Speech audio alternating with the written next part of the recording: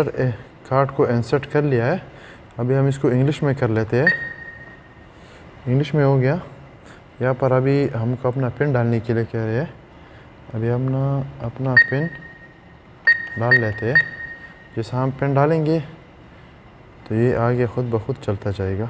इसमें जो आप सबसे नीचे लेफ्ट साइड में देख रहे हैं बिल्कुल इजी डिपॉजिट लिखा हुआ है। डिपॉजिट पे क्लिक करेंगे तो अभी देख लिया वो ऑटोमेटिकली वो ख़ुद ब खुद खुल जाता है। तो याद रखिए अपने अपने आपके जो नोट है थे उसको बिल्कुल सीधा रखना है। सीधा नहीं रहेंगे तो फिर ही वापस फेंकेंगे।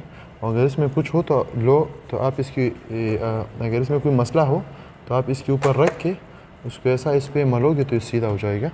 अभी जब टाइम थोड़ा लेट हो जाता है ये हमसे पूछता है कि तुम यानी रिस्पॉन्ड दे दीजिए। फिर हम इसको यहाँ पर ऐसा कर लेंगे। ये ऑलरेडी खुला है।